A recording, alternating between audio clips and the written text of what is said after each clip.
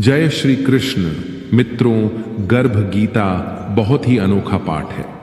श्रीमद् भगवद गीता में 18 अध्याय हैं, जिनमें कुल 700 श्लोक हैं और गर्भ गीता श्रीमद् भगवद गीता का ही एक भाग है।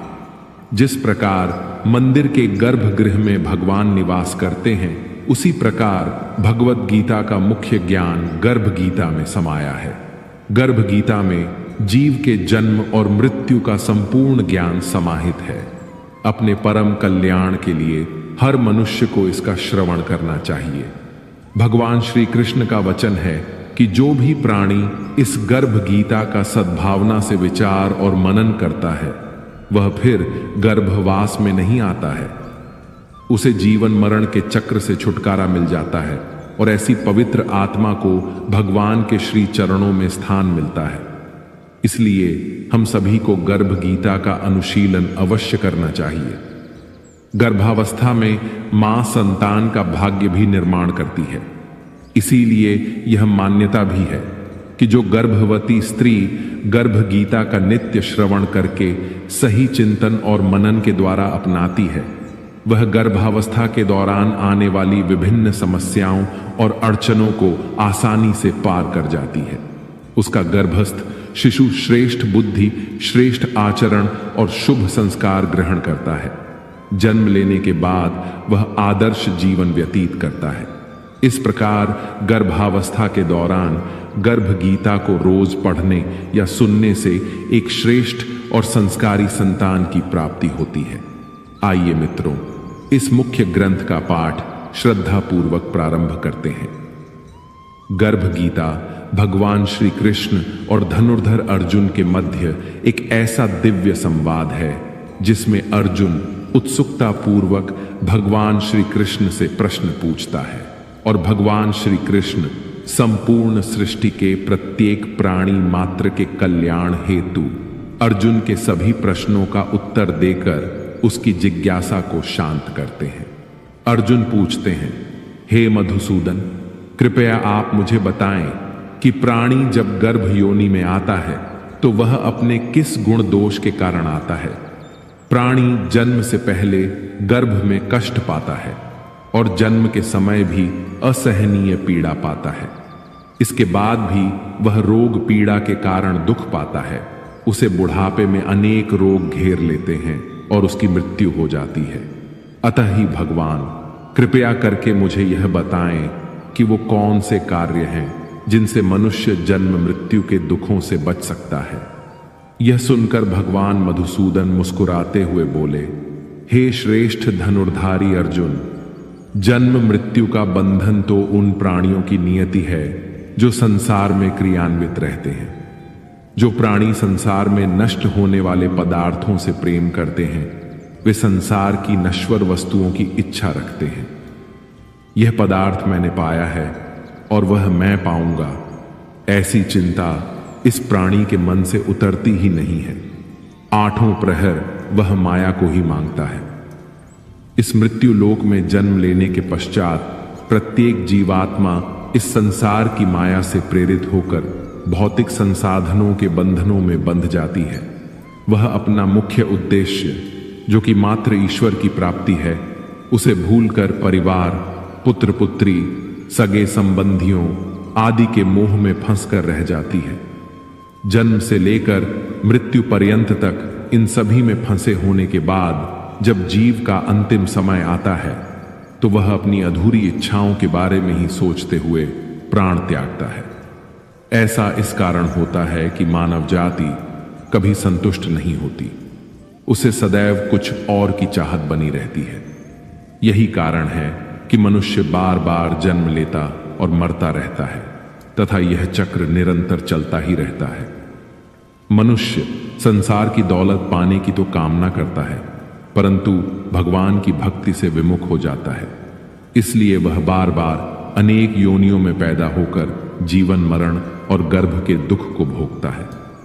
अर्जुन पूछते हैं, हे माधव, संसार की मोह माया से मुक्ति पाना तो बहुत कठिन है। बड़े बड़े आर्षि मुनि भी इससे पार नहीं पा सके, तो साधारण मनुष्य की तो बात ही क्या है। काम, क्रोध, लोभ, मोह और अहंकार, ये 5 ऐसे शत्रु हैं जिससे मानव दिन रात जूझता रहता है। कृपया करके यह बताइए कि साधारण मनुष्य इनसे छुटकारा पाकर अपना मन किस प्रकार प्रभु की भक्ति की ओर मोड़ सकता है, क्योंकि यह मन तो मदमस्त हाथी की भांति है जो कभी टिक कर नहीं रहता। इसकी गति वायु के वेग से भी अधिक तीव्र है। हे जनार्दन, इस मदमस्त हाथी को कैसे वश में किया जाए? अर्थात मनुष्य को कौन से प्रयत्न करने चाहिए जिनसे मन को भक्ति में लगाया जा सके? भगवान श्री कृष्ण कहते हैं, हे कौन्तेय, यह मन निश्चय ही हाथी की भांति है और तृष्णा इसकी शक्ति है। मन इंद्रियों के वश में रहता है। जिस प्रकार मस्त हाथी को वश में करने के लिए महावत अंकुश का प्रयोग करता है, उसी प्रकार मन को काबू में करने के लिए ज्ञान रूपी अंकुश का प्रयोग आवश्यक है।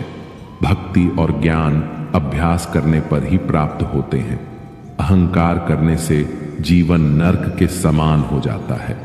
उसका मन सदैव व्याकुल ही रहता है तथा कभी भी शांत नहीं होता। अर्जुन ने पूछा, हे जनार्दन, कुछ प्राणी तो आपकी भक्ति करने के लिए वन जंगलों में जाकर रमते हैं और कुछ सांसारिक मोह माया छोड़कर जगह जगह भटकते फिरते हैं। अतः हे प्रभु, इस बारे में कैसे पता चले कि आपकी भक्ति किस प्रकार प्राप्त हो सकती है?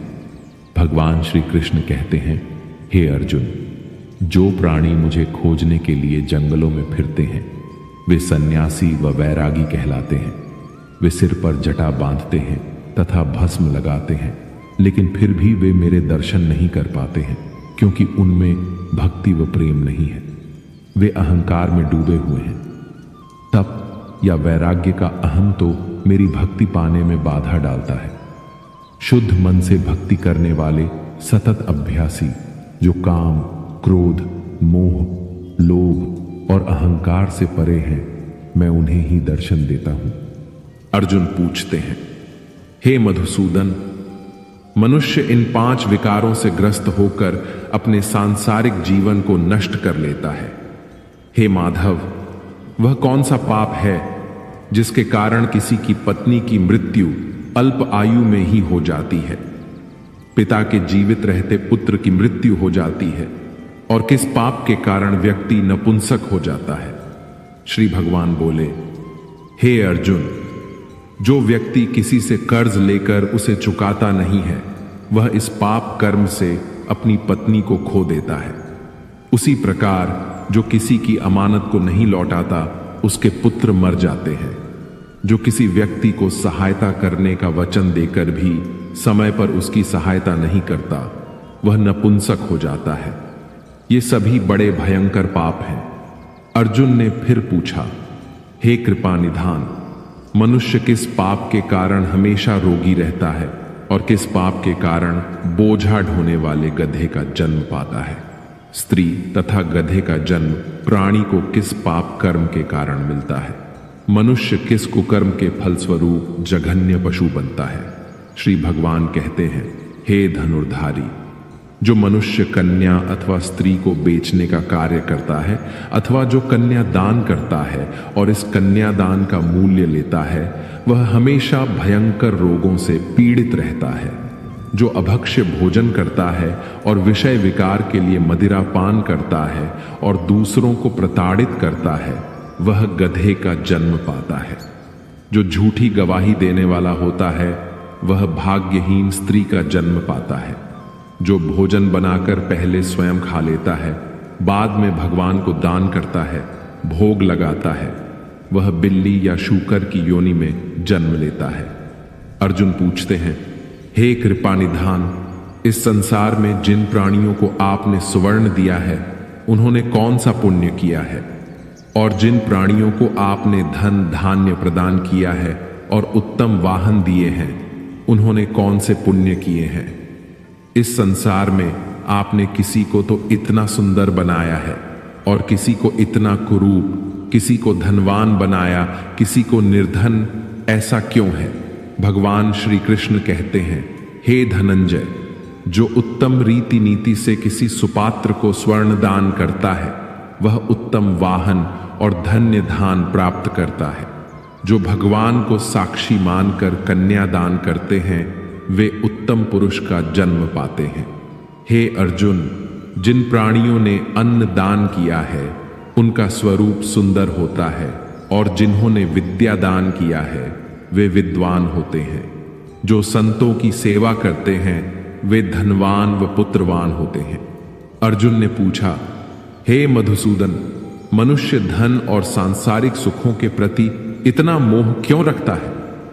भगवान श्री कृष्ण बोले, हे कौन्तेय, जब प्राणी मेरी कृपा से वंचित हो जाता है तब वह सांसारिक बंधनों के मोह में आसक्त हो जाता है। वह धन दौलत आदि से मोह करने लगता है। संसार के समस्त बंधन नाशवान है, यही जानकर विवेकी प्राणी इनसे दूर रहता है। वह जानता है कि लाभ हानि, जीवन मरण, यश अपयश तथा मान सम्मान सभी कुछ ईश्वर के अधीन है। संसार में घटने वाली प्रत्येक घटना परमात्मा की इच्छा से ही घटित होती है। यही कारण है कि विवेकी जन दुख या सुख चाहे कैसी भी परिस्थिति हो समान भाव से रहते हैं। जो व्यक्ति सांसारिक मोह त्याग कर पवित्र स्थलों के दर्शन करके मेरी निष्काम भक्ति करता है वह राजा के समान सुख और ज्ञान प्राप्त करता है। इस संसार में सभी वस्तुएं नश्वर हैं, केवल मेरी भक्ति ऐसी है जिसका कभी भी नाश नहीं होता।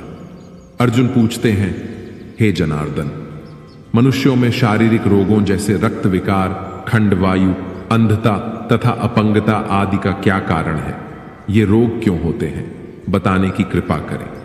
श्री भगवान बोले, हे अर्जुन, जो प्राणी मेरी भक्ति से विमुख होकर माया में लिप्त हो जाते हैं वे क्रोधी, रक्त विकारी, आलसी, दरिद्र, शील संयम रहित, खंड वायु जैसे रोगों से ग्रसित होते हैं।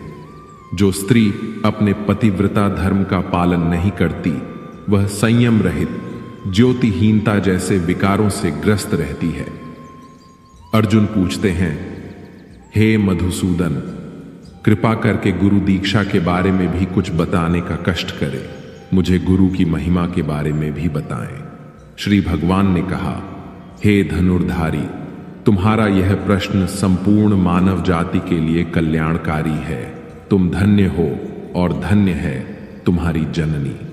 हे पार्थ, ब्रह्मचारी और संयमी पुरुष जो ईश्वर की भक्ति और परोपकार में लगा हो उसे ही अपना गुरु बनाना चाहिए। गुरु के माध्यम से ही ईश्वर की प्राप्ति हो सकती है, अन्यथा नहीं। इसलिए अपने गुरु की देख रेख में ही मेरी पूजा करें। गुरु का निरादर करने वाला मनुष्य कभी ईश्वर की प्राप्ति नहीं कर सकता तथा वह आजीवन मृत्यु लोक में भटकता रहता है। ऐसे व्यक्ति का तो मुख भी नहीं देखना चाहिए। गुरु की कृपा से विमुख प्राणी का मुख देखना भी पाप होता है। हे अर्जुन, सारे संसार के गुरु जगन्नाथ हैं। विद्या का गुरु काशी, चारों वर्णों का गुरु ब्राह्मण, ब्राह्मण का गुरु सन्यासी है। सन्यासी उसे कहते हैं जो सब कुछ त्याग कर मुझ में रम गया हो। वह ब्राह्मण जगत गुरु है। जो गुरु का भक्त है वह मेरा भक्त है। जो गृहस्थ गुरु से विमुख होता है वह चांडाल के समान है। जिस जगह मदिरा का भांड हो उस स्थान का गंगा जल भी अपवित्र होता है।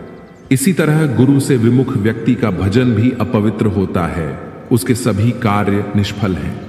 ऐसा व्यक्ति कूकर, शुकर, गर्दभ, काक इन योनियों को पाता है। वह अजगर सर्प के समान आलस्य में डूबा तिरस्कार पाता है।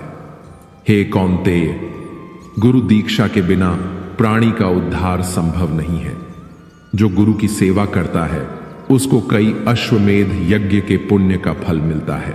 हे अर्जुन, जो प्राणी गर्भ गीता में अंकित हमारे इस संवाद को पढ़ेंगे और सुनेंगे वे गर्भ के दुख से बचेंगे।